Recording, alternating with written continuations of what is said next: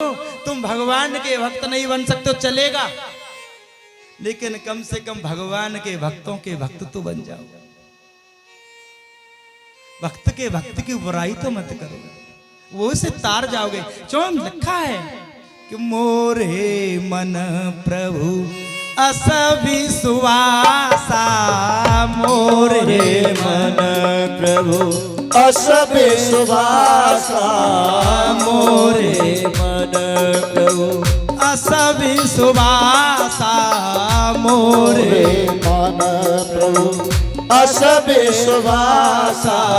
राम ति अधिक राम कर दासा, राम ते अधिक राम कर दासा, राम ते अधिक।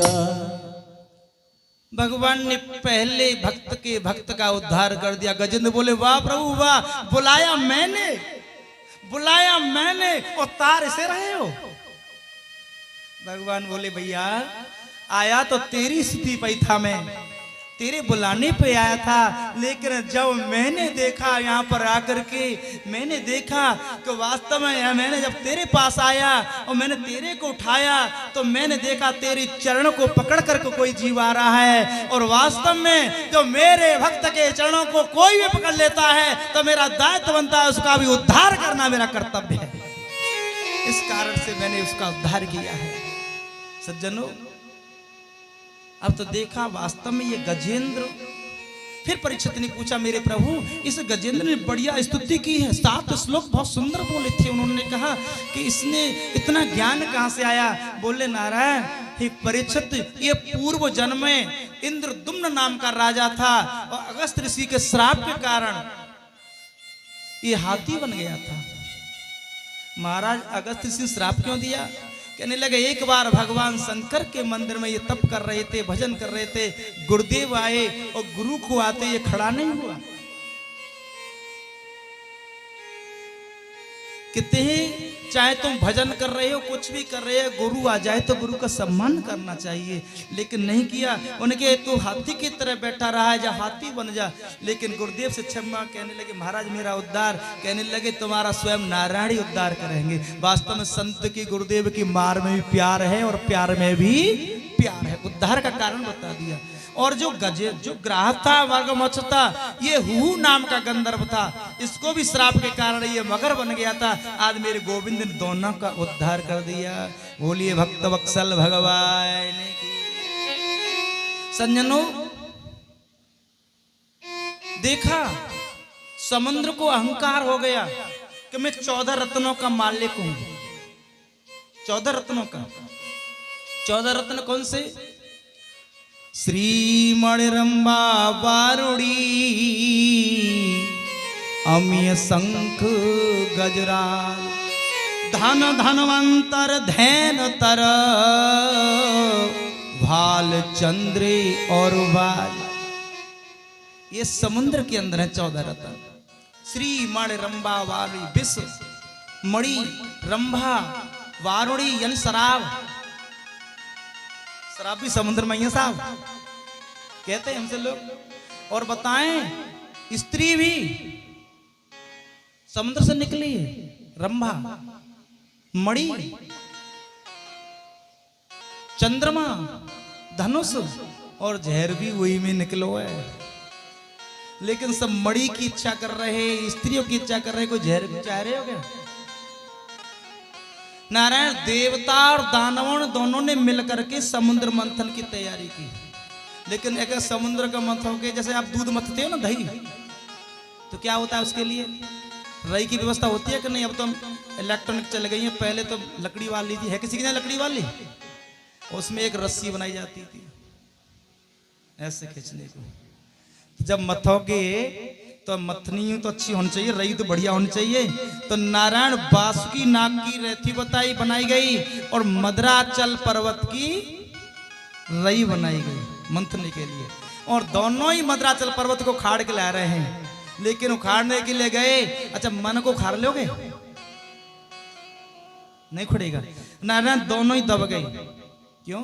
कि तोते अर्ज करू सावरिया मुँह पे मनु नाई जीत्यो जाए तो ते अरज या मोसे मन नाय जीतो जाय मनु नाई जीत्यो जाए मुँह पे मनु नाई जीत्यो जाए तो ते अरज सावरिया मो पे मन नाय जीतो जाय मनु नाई जीत्यो जाए मुँह पे मनु नाई जीत्यो जाए तो ते अरज करो सावरिया मन नाय जीतो जाय हमें सल्ले सैन मटक रहे हैं इधर सूत्र को सब दिखाई दे रहा कोई सैन तुको मटकाए रो है कोई सैन तुको मटका रहा कने नाच ले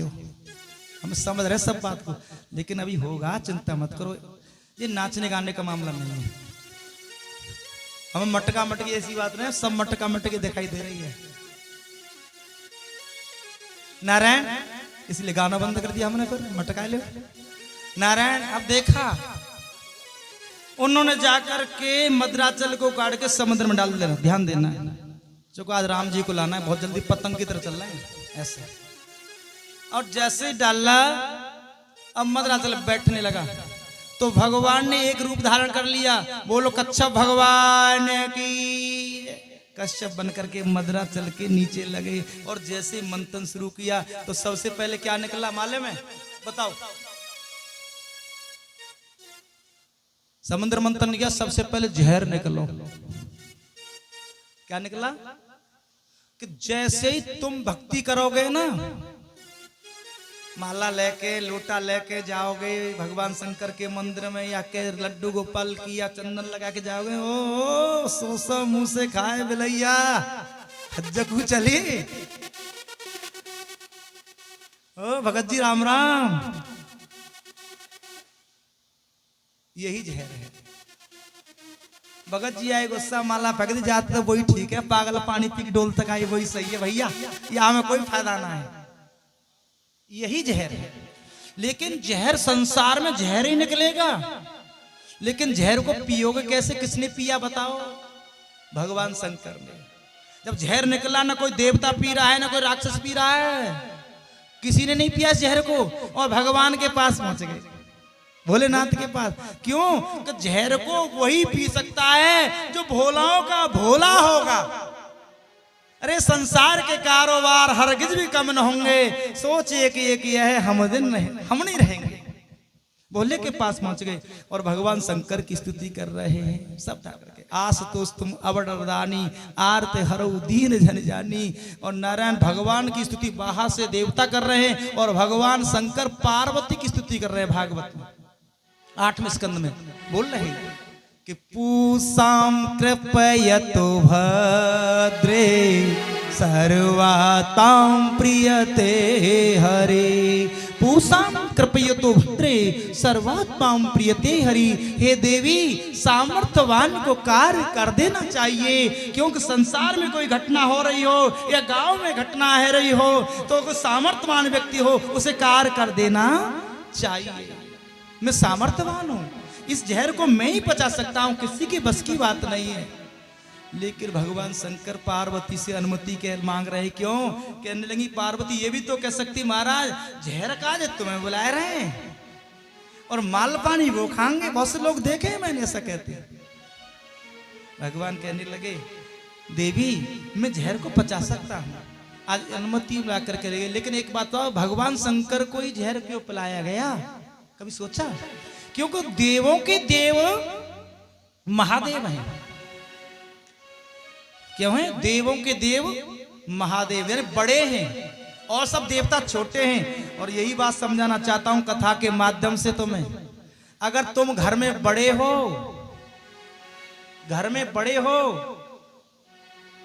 तो तुम्हें जहर पीना पड़ेगा सास का जहर पीना पड़ेगा ससुर का जहर पीना पड़ेगा देवर का जहर पीना पड़ेगा देवरानी का जहर पीना पड़ेगा पुत्र का जहर पीना पड़ेगा पुत्र वधू का जहर पीना पड़ेगा अगर उस जहर को नहीं पी सके तो तुम बड़े कहने के योग्य नहीं हो फिर योग्य नहीं इसलिए भगवान शंकर ने इस जहर को पिया और जहर पी करके मेरे प्रभु जिसके पास रत्न जिसको मिला था और सब ने एक एक को प्राप्त कर लिया। नारायण बताते हैं सब ने, लेकिन आज देवताओं की माता बहुत से तो लोग ये कहते हैं कि महाराज बारूड़ी भी तो उसमें से निकली। अच्छा एक बात बताओ, बारूड़ी पी किसने? किस देवता ने पी? किस साधु ने पी? नहीं, साधुओं कामधेनु दे दी, इंद्र को ऐरावत मिल गया, राक्षसों को उच्चश्रवा मिल गया, नारायण। लेकिन अमृत जैसे ही निकला तो सब भाग रहे अमृत के लिए, सब भाग रहे हम लेंगे हम लेंगे हम लेंगे हम लेंगे, हम पूर्वम में पूर्वम में पूर्वम। लेकिन भगवान ने कहा झगड़ा मत करो, हम सबको बांट देंगे। नारायण। और एक स्वारभानु नाम का राक्षस भी आकर के बैठ गया उस पंक्ति में आकर के। ध्यान देना, बड़ी विचित्र बात है ये भी। स्वारभानु नाम का राक्षस था, लेकिन वेश बदल के देवताओं के बीच में बैठ गया। नाम क्या था? स्वारभानु। भगवान ने कही पंक्ति भेद तो कर नहीं सकते हम भाई, पिला दिया। क्या मतलब है? अगर तुम देवता भी बन करके भेष बना करके भी देवताओं जैसा भेष बनाएंगे तो आज अमृत तुम्हें मिल ही जाएगा। क्या मतलब है? भेष भी बढ़िया होना चाहिए। देखो भेष का मतलब है कि रावण कहते बड़ बड़ी काली काली मूंछ लगा के तलवार लगा ले तो एकदम अहंकार आ जाएगा, लेकिन राम का रूप बना दे स्टेज पर तो राम का रूप तो एकदम सलला हो जाएगा। ये भेष का प्रताप है। एक दिन कुंभकर्ण ने रावण से कहा कि भाई तू तो मायावी है, तू राम बनकर सीता जी के पास क्यों नहीं जाता? कहने लगे कुंभकर्ण ये मैंने करके देख ला है, जब मैंने राम का रूप बनाया, राम का भेष बनाया तो मंदोदरी मुझे माता दिखाई देने लगी। ये भेष का प्रताप है। नारायण। स्वारभानु को मिल गया अमृत, लेकिन फिर भी वो राक्षस तो भगवान को पता चला ये स्वारभानु राक्षस 2 सिर कर दिए, वही राहु केतु है, लेकिन है तो आज भी देवतन में 9 ग्रहों में गिनती है उसकी, आज भी पूजा करते हैं भेष की वजह से ही। नारायण। अब तो देखा अमृत पीने के बाद देवता और मारे मारे घूम रहे हैं। क्यों? कि राक्षसों ने नारायण शुक्र की सेवा की। कहते हैं गौ सेवा, गुरु सेवा, संत सेवा जो करता है फिर बलि बनता है। वो बलि ने नारायण एक यज्ञ किया और यज्ञ करने के बाद में उसमें सर्वचित नाम का रथ निकला, उसके द्वारा फिर देवताओं को परास्त कर दिया। आज देवताओं की माता नारायण घूम रही है, मारी मारी अपने पति के पास गई है। अदिति कहने लगी मेरे प्रभु मैं जानती हूं आपके कहते हैं जे नारी भावेन हरि। ध्यान देना, बड़ी विचित्र बात है ये भी। जिस स्त्री को अपने पति में ईश्वर के दर्शन नहीं हो रहे हों तो कहीं घूमते रहे उसे मिलेंगे ही ना। कहने लगी महाराज आप जैसे पति को पाकर मैं बड़ी दुखी हूं, महाराज आप मुझे कुछ ऐसा व्रत दो, ऐसा कोई साधन बताएं उसके जाना बढ़िया संतान पैदा हो और किसी को मारे नहीं लेकिन मेरे पुत्रों को राज लौटा दे। कहने लगे देवी चिंता मत करो। एक व्रत बताया, बोले इसी महीना में होता है वो व्रत जो अब चल रहा है। फागुन मास के शुक्ल पक्ष की प्रतिपदा के दिन कोई महिला इस व्रत को करती है। 11 दिन का व्रत है, पयो व्रत बोलते हैं इसे। उसके यहाँ तेजस्वी संतान होती है और नारायण पयोव्रत किया। और जैसे ही नारायण अदिति ने पयोव्रत किया और आज बड़ा सुंदर है, भादों का महीना है। कौन सा महीना है? अच्छा भादों का महीना है ऐसा बड़ा पवित्र, जितनी बार देवता सब भादों में ही आए। गणेश जी का जन्म भादों में, सप्तऋषियों का जन्म भादों में, राधा रानी का जन्म भादों में, मेरे गोविंद कृष्ण का जन्म भादों में, सब भादों में ही आ रहे हैं। राम नाम मुझे वर्ण जोगो सावन भादो मास। नारायण। अब तो देखा भादों के महीना में मेरे भगवान आ रहे हैं, बड़ा सुंदर समय है, बहुत सुंदर समय। जैसे भगवान आज अदिति के गर्भ में आए और गर्भ में आते ही अपने पति से कहने लगी कि मेरे प्रभु मुझे आज तो गोविंद ही गोविंद दिखाई देता है। क्यों? कि जब हमारी बुद्धि पवित्र होती है तो सारा संसार परमात्मा में दिखाई देने लगता है। कि जित देखू तितु श्याममयी है, जित देखू तितु श्याममयी है। श्याम कुंज वन यमुना श्यामा, लोग कहे तो यह बात नहीं है। सब रंगन में श्याम भर्यो है, नीलकंठ को कंठ श्याम है। मानो श्यामलता फैल रही है, जित देखू तित श्याममयी है। जब हमारी मन और वाणी बुद्धि जब पवित्र हो जाती है तो नारायण भगवत की जब ही हमें साक्षात्कार होता है। भादों का महीना है और नारायण द्वादशी का दिन है, द्वादशी का दिन, और नारायण द्वादशी के दिन ही और मेरे भगवान भगवान का प्राकट्य हुआ। बोलो बामन भगवान की जय हो। नारायण बामन भगवान का जब प्राकट्य हुआ वो 7 वर्ष जैसे थे बामन अंगुल के। बामन भगवान की लीला का कोई भागवत में वर्णन नहीं है। नारायण पृथ्वी से आसन दिया, माता ने लंगोटी दी, चंद्रमा ने छत्र दिया, नारायण किसी ने माला दी, किसी ने जनेऊ दिया। बृहस्पति गुरु ने आकर के जनेऊ संस्कार कराया, जनेऊ दिया और जनेऊ करने के बाद में कहने लगे बेटा भिक्षा मांग कर लाओ। कहां जाए गुरुदेव? कि अन्नपूर्णा के यहां पर चले जाओ, अन्नपूर्णा देवी पर। अन्नपूर्णा के यहां पर गए। आज पार्वती के यहां भिक्षा मांगने के लिए मेरे बामन भगवान जा रहे हैं। अन्नपूर्णे सदा पूर्णे शंकर प्राण वल्लभे, ज्ञान वैराग सिद्धा तम विचाम देहि च पार्वती। माता च पार्वती देवी पिता देवो महेश्वर, बंधवास वत्स्य स्वदेशो भवन्त्रियम। हर हर महादेव नमः पार्वती पते, भिक्षाम देहि भिक्षाम देहि।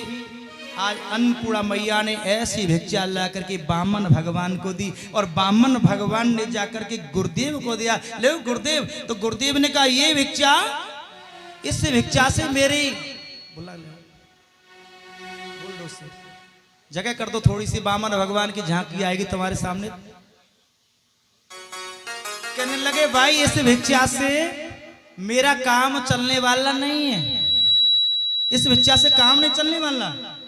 अब नारायण कहने लगे भिक्षा और कहां से लाएं? कि जाओ नर्मदा नदी के किनारे पर, नर्मदा नदी के किनारे पर बलि महाराज यज्ञ कर रहे हैं और वहां पर जाकर के भिक्षा लेकर के आओ बलि से, नर्मदा नदी के किनारे पर। और जाकर के बामन भगवान वहां धीरे जा रहे हैं। हे परिचित झांके को देखो, बटुक सा रूप है, छत्र हाथ में लग रहा है, बगल में आसन है, कमंडल लटकाए हुए हैं, बड़े भाव से जा रहे हैं। सही मेरे साथ बोलेंगे। बामन का वेश बनाया, राजा बलि को चलने आया। बामन का वेश बनाया, राजा बलि को चलने आया। बामन का वेश बनाया, राजा बलि को चलने आया।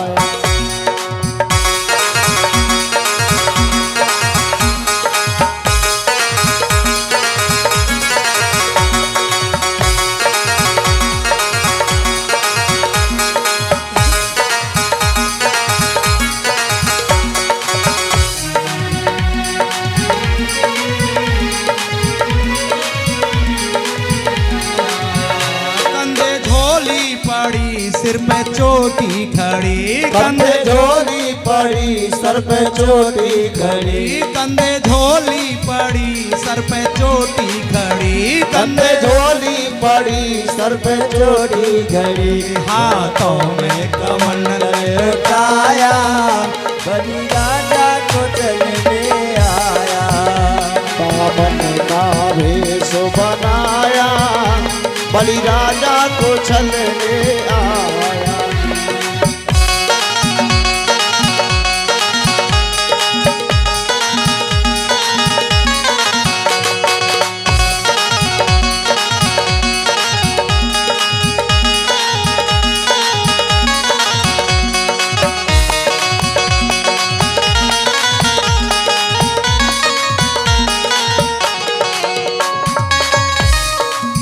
वो सिर पे छतर लगायो भेष बट को बनायो सर पे छतर लगायो भेष बट को बनायो सिर पे छतर लगायो भेष बट को बनायो सर पे छतर लगायो भेष बट को बनायो द्वारी पे अलग जगाया बलि राजा को चलने आया बामन का भेष बनाया बलि राजा को छलने आया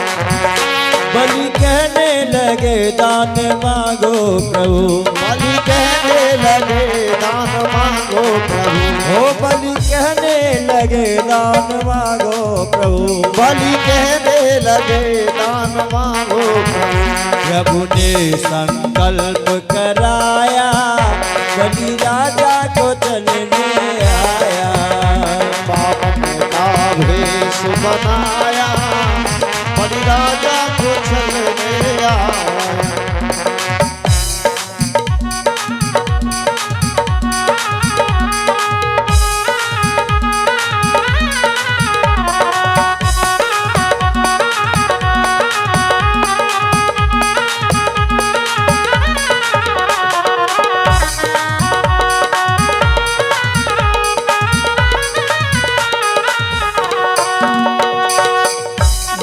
जैसे ही जाकर के आज बलि के पास पहुंचे तो बड़ा स्वागत किया सबने और स्वागत करने के बाद में आज शांत बैठे हैं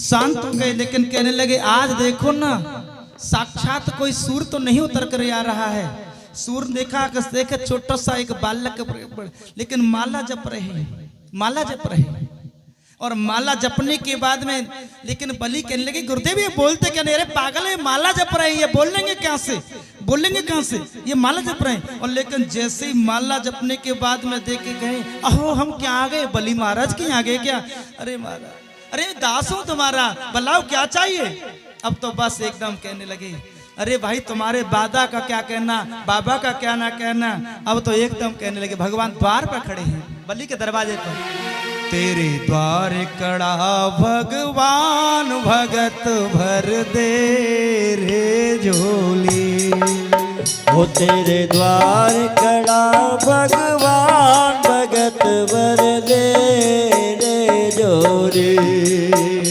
तेरे द्वार कड़ा भगवान भगत भर दे रे झोली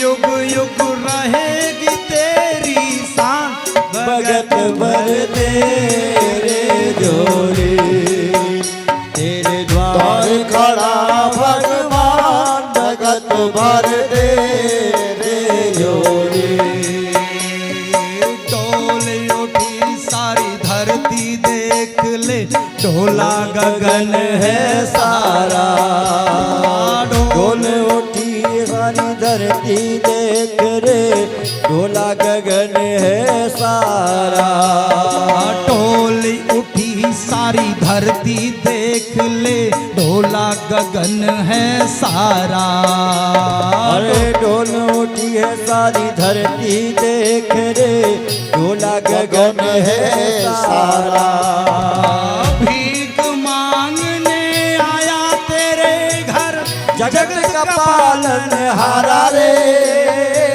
जगत का पालन हारा रे मैं आज तेरा मेहमान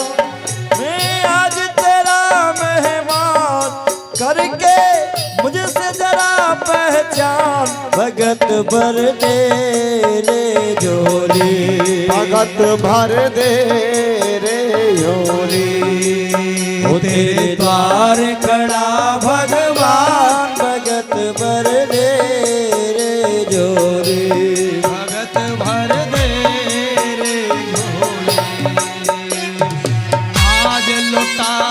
सर्वस अपना मान ले कहना मेरा। आज लुटा दे रे सर्वस अपना मान ले मेरा कहना। आज लुटा दे सर्वस अपना मान ले कहना मेरा। आज लुटा दे सर्वस अपना मान ले मेरा कहना। मिट जाएगा पल में तेरा जन्म जन्म का फेरा रे, जन्म जन्म का फेरा रे। तू छोड़ सकल अभिमान, तू छोड़ सकल अभिमान, अमर कर ले तू अपना दान। भगत भर दे रे जोरी, तेरे द्वार कड़ा भगवान। भगत भर दे रे जोरी, भगत भर दे रे झोली। पहले परीक्षित जी चरणों में जल डालेंगे। परीक्षित देवेंद्र कहाँ सो रहे हो? जल लेकर के अपनी पत्नी के साथ जैसे ही जल लेकर के गए, आज विंध्यावली खुश हो रही है। जल का कमंडल लेकर कहे और नारायण चरण धोने लगे जाकर के, चरण धो रहे जाकर के पहले वामन भगवान की। अति आनंद उमंगे अनुरागा, अति आनंद उमंग अनुरागा, अति आनंद उमंग अनुरागा, अति आनंद उमंग अनुरागा। चरण सरोज पखारन लागा, चरण सरोज पखारन लागा। अति आनंद उमंग अनुरागा, अति आनंद उमंग अनुरागा। चरण धोए, चरण धोने के बाद कहने लगे, भाई महाराज कुछ मांग लो, कुछ मांग लो, मेरे से आए हो, बैठ जाओ, कुछ मांग लो। और जैसे मांगने की बात कही, कहने लगे मैं क्या ला हूं, ब्राह्मण हूं। और वास्तव में ब्राह्मण को बताते हैं असंतुष्टो नष्टा संतुष्टात पार्थवा सलज्जागढ़ का नष्टा लज्जाहीनम कुल स्त्रियां। ब्राह्मण को योग्यता से ज्यादा नहीं मांगना चाहिए। मुझे कोई जरूरत नहीं है, लेकिन मुझे कुछ नहीं, कुछ तो मांग लो, मेरा कोई नहीं है, अकेला हूं। ओहो, बलि महाराज कहने लगे अच्छा तुम्हारे कोई नहीं है, चिंता मत करो, चिंता मत करो, तो तुम्हारा विवाह करवा दे हम। अरे ब्राह्मणी आ जाएगी तुम्हारे घर में, वो छोटे से ही वामन भगवान बलि करा, विवाह करवा दें। अरे विवाह हो जाएगा ना, तो फिर तुम्हें तो जरूरत पड़ेगी, धन ले लेना। बोले प्रभु विवाह करवा दोगे तो चलो कोई बात नहीं है, विवाह ही करवा दो पहले हमारा, पर जब विवाह होगा तो बाल गोपाल होंगे कि नहीं होंगे? कहाँ बाल गोपाल भी होंगे।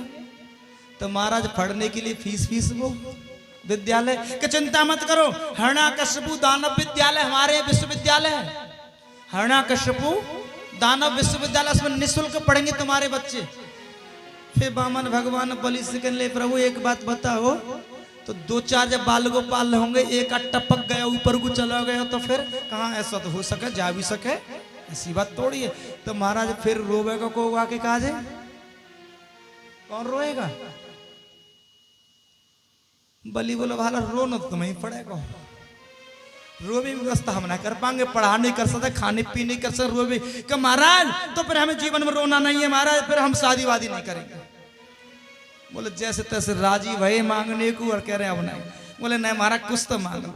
तो बस आंखें मीटते जा रहे हैं बामन। बोले प्रभु ऐसा है, मैं एक संध्या कर रहा था, क्योंकि ब्राह्मण को 3 रुपये संध्या करनी चाहिए, एक गृहस्थ में संध्या करने चला गया, लेकिन वहां उसने मेरे हाथ को पटा करके भजा दिया, चल यहाँ से तेरी जमीन नहीं है। महाराज संध्या करने का आज मुझे 3 पग जमीन चाहिए। बोले अरे भगवान बामन तुम मेरे पास आए और ऐसे राजा के पास 3 पग, कुल 3 पग। फिर स्पष्ट कर दिया अपने पैर से, तुम तो बहुत लंबे चौड़े हो, मैं अपने पैर से नापूंगा। बामन भगवान ने कहा मैं अपने पैर। बलि बोले महाराज तुम्हें जी चाहे जहां से नाप लो, जो सी अच्छी लगे वहीं से नाप लो। बामन भगवान बोले ये भी नहीं जानते हो दान देना नहीं जानते तुम? बोले प्रभु गलती हो गई क्या? कि ब्राह्मण को कोई दान दिया जाता है तो संकल्प बोला जाता है। जब संकल्प की बात आई तो गुरुदेव शुक्राचार्य वहीं बैठे, बलि से बोले जरा क्या बात है गुरुदेव, जी बामन है 53 है, जी बामन नहीं है ये 53 है। क्या मतलब कि यही तो है वो छलिया विष्णु, यानी तेरे दादा परदादाओं के मारा था, यही है। इतना सुनते ही बलि कहने लगा प्रभु अब मुझे पता चला है, अब तक तो मैं ब्राह्मण समझ रहा था, जो त्रिलोकीनाथ मेरे यहाँ विष्णु सब दरबार पर आया है तो मेरे पर सब कुछ लुटा दूंगा, इन्हीं का तो है। बनी पगले सब कुछ नष्ट हो जाएगा तेरा, झूठ बोल दे, संकल्प मत ले। और कहने लगे वास्तव में कुछ स्थान झूठ बोलने के बताए हैं। स्त्रीसु, जब महिला बैठी हो ना स्त्री, खूब झूठ बोलो, पाप नहीं लगेगा। स्त्रीसु, और कह रहे नरम विवाहे, किसी कन्या का विवाह, ध्यान देना, तुम्हारे झूठ बोलने से हो जाए, अच्छे घर में चला झूठ बोल दो पाप नहीं लगेगा। व्रतेषु प्राण संकटे, तुम्हारे झूठ बोलने से किसी की नौकरी बच जाए, व्रती बच जाए तो झूठ बोल दो पाप नहीं लगेगा। प्राण संकटे, तुम्हारे झूठ बोलने से किसी की प्राण यानी हत्या हो रही हो बच जाए तो झूठ बोल दो। और गो ब्राह्मण हिताय च, गो ब्राह्मण के लिए झूठ बोल दो, पाप नहीं लगेगा। हे राजन तेरी वृत्ति जा रही है, तेरे प्राण संकट में हैं, इसलिए तू झूठ बोल दे। कहले प्रभु मैं झूठ नहीं, भगवान बोले लाला कैसे झगड़ा हो रहा है, मैं चला जाऊं।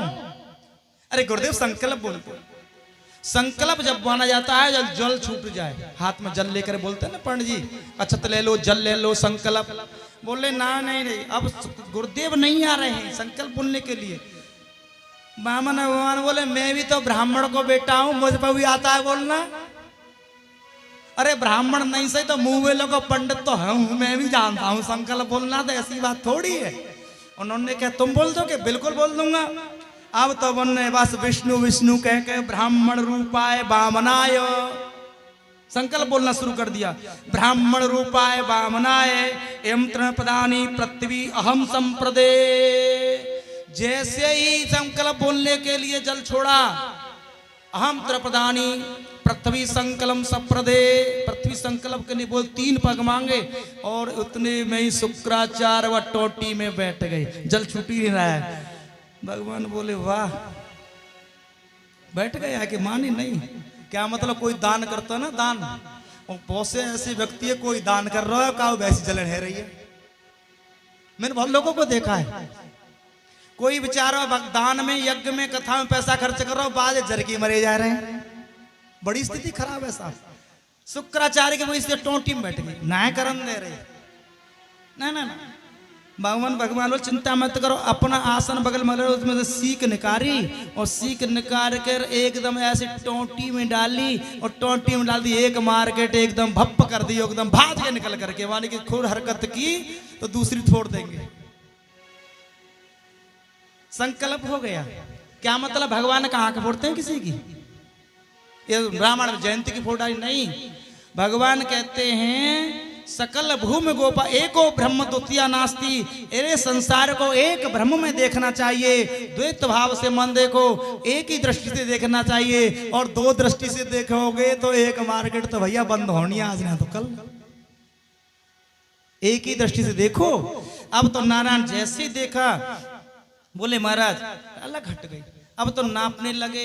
अच्छा देखो ना, विचार करो, भगवान ने 3 पग मांगे, क्या मालूम है क्या मांगे? तन, मन और धन, सतोगुण, रजोगुण और तमोगुण, यही 3 पा मांगे। उन्होंने जैसे कहा मांगने के लिए कि लाल बन के प्रभु अब देखा कि मांग ले, कि मेरे प्रभु लेना।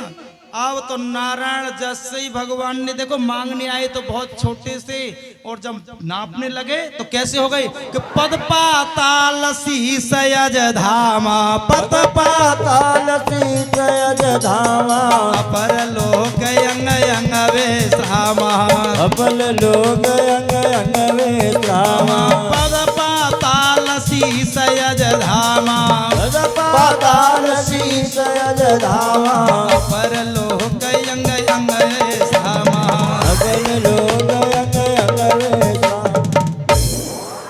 पैर पाताल में और एक सातों वर्णों को तोड़ता हुआ ब्रह्मांड को फोड़ता हुआ नारायण और देख सकते ब्रह्मलोक में चले गया। बोलो विराट भगवान की जय। आवरणों को फोड़ता हुआ गया। जैसे ही भगवान के नख में चोट लगी तो कमंडल लगा दिया ब्रह्मा जी ने। नारायण वही थे गंगा माँ का प्रकट हुआ। बोलो गंगा मैया की जय। अब तो देखा दो पैरों में सारे तीनों लोगों को जब नाप लिया तो बलि से कहने लगे भगवान तीसरा पैर क्या रखो। बोलो। विंध्यावली कहने लगी बलि की पत्नी विंध्यावली, प्रभु तुमने अच्छा किया, ये सारी संपत्ति तुमने नाप ली, ये अच्छा किया, तो बहुत बढ़िया किया। बामन भगवान बोले एक बात बात घर में सब भगत जी हैं, कोई ऐसा भी है कोई अभी इतना क्रोध ना कर रहा मेरे ऊपर, ये बहुत बढ़िया किया, सब भगत जी हैं क्या। वास्तव में विंध्यावली बलि की पत्नी थी, रत्नावली पुत्री थी। ध्यान देना रत्नावली बेटी थी। रत्नावली जब बामन भगवान टुमुक टुमुक करके आ रहे थे कितनी खुश हो रही थी कि वाह ऐसा बटू लाला। और वास्तव में सुंदर जब बालक हो ना कोई सुंदर ज्यादा तो सब मैया कहें ऐसा लाला हमारे हो तो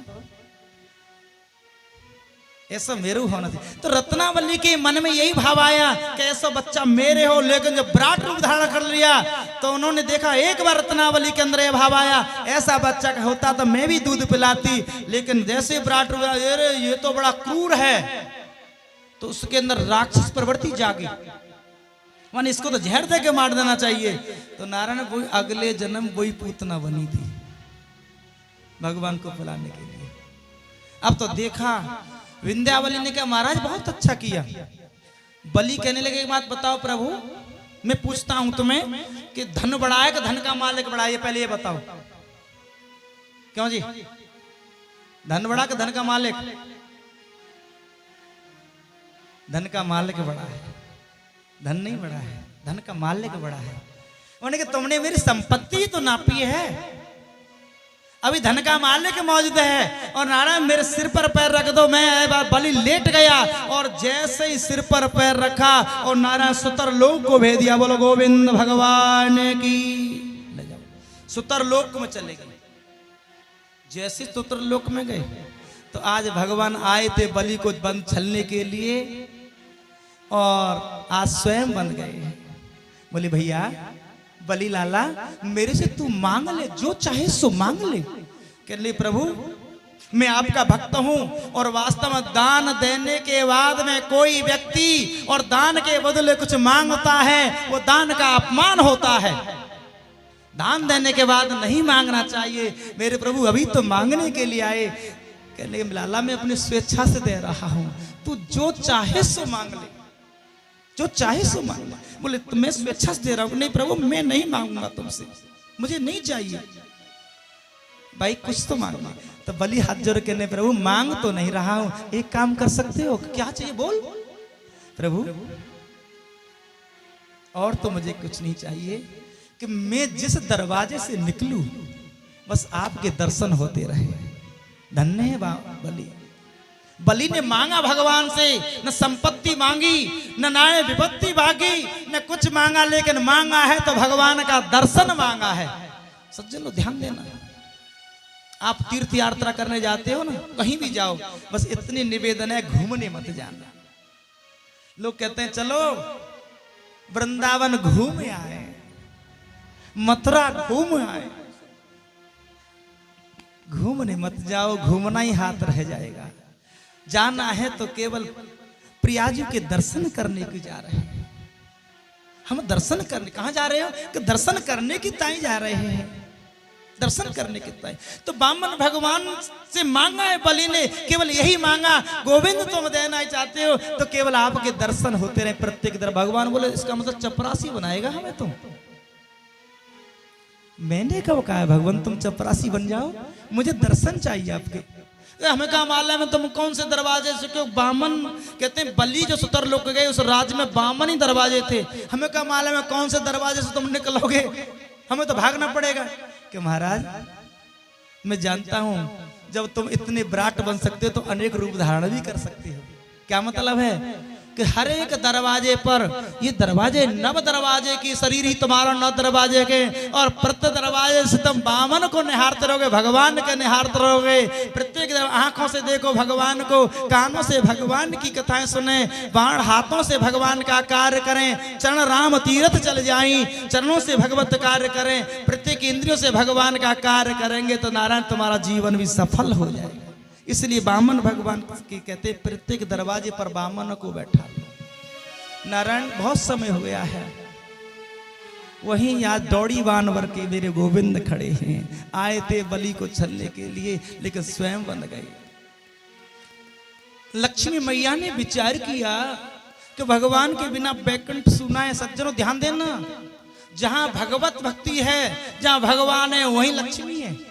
लक्ष्मी बिना गोविंद के ठहर नहीं सकती और सीधी सुतर लोक को चली गई। आज स्वर्ग लोक को छोड़ करके सुतर में पहुंची और जाकर के रोने लगी बलि के जा करके। ध्यान देना लक्ष्मी के बारे में। और जब लक्ष्मी पहुंची उन्होंने जाकर के कहा, अरे तू कौन हो? भैया मैं बड़ी दुखियारी हूं। अरे बहन ये है, अगर तुम्हें लक्ष्मी मिल जाए, लक्ष्मी नारायण, तो उससे पत्नी मत बनाओ कि तुलसी नारी गरीब की अपनी कहे न कोई, प्रभु पत्नी अपनी कहे क्यों न फजिए तो हो। और नारायण लक्ष्मी ने कहा कि तुम मेरी बहन हो, मेरा भी कोई बहन नहीं, आ जाओ ना। अब बहन बना करके ले आए। समझ लो रक्षाबंधन का समय आया और रक्षाबंधन के समय पे समझ लो राखी बहन बांधती है कि नहीं? अच्छा एक बात बताओ, किस लिए बांधती है? इसलिए बांधती है कि मेरे भाई की आयु बड़ी हो। नहीं सज्जनों, आयु तो भाई की बड़ी है ही है। बहन इसलिए राखी बांधती है भाई के कि भैया मैं तो अपनी ससुराल जा रही हूँ, मैं तेरे कलाई में आज धागा बांध के जा रही हूँ, मेरे जाने के बाद मेरे माता पिता की तुझे देखभाल करनी होगी, इसलिए बांधती है माता पिता की। निस्वार्थ धन है। और नारायण कलाई में राखी बांधती जा रही है, बांधती जा रही है। नारायण बांधती चली जा रही है, लेकिन देखा आंखों से आंसू बह रहे हैं। भैया जैसे राखी बांधी, बहन तू रो क्यों रही है? तुझे कष्ट है क्या बहन? नहीं भैया मेरे को कोई कष्ट नहीं है, लेकिन मैं जब भाई की कलाई में राखी बांधे तो भाई को कुछ न कुछ देता है ना, थोड़ा बहुत देना चाहिए। तो एकदम शब्द कहने लगे कि भैया मेरे राखी के बंधन को निभाना हो, भैया मेरे राखी के बंधन को निभाना हो, भैया मेरे राखी के बंधन को निभाना हो, भैया मेरे छोटी बहन को ना भुलाना हो, भैया मेरे छोटी बहन को ना भुलाना। अब तो जैसे ही कहा, अरे मैं नहीं भूलूंगा, तुझ मेरी बहन है, मैं नहीं भूल सकता हूँ, तू बोल क्या चाहिए, तू दुखी है? भैया मुझे कुछ देगा नहीं तू? और तो बहन क्या चाहिए? तू चाहे तो बहन अपने प्राण दे सकता है। मैं सत्य बताता हूं सज्जनों, इतनी बहन भाई के साथ सुरक्षित होती है ना, इतनी पति के साथ सुरक्षित नहीं रह सकती है कि महिला भाई के साथ सुरक्षित अनुभव करती है कि मैं भाई के साथ हूं, मेरा भाई मेरे साथ है, मेरा कुछ नहीं कोई बिगाड़ सकता है। रावण जान किसी बात तो कहते हैं मेरा भाई मेरे साथ है, तू कुछ नहीं बिगाड़ सकता। और वास्तव में इतनी पति के साथ सुरक्षित नहीं एक महिला जितनी भाई के साथ सुरक्षित रहती है। तो कहने लगी बहन तुझे प्राण चाहिए तो मैं प्राण दे दूंगी। कहने लगी भैया ऐसी कौन बहन अभागी होगी अपने भाई के प्राण ले? ऐसी कौन बहन अभागी होगी?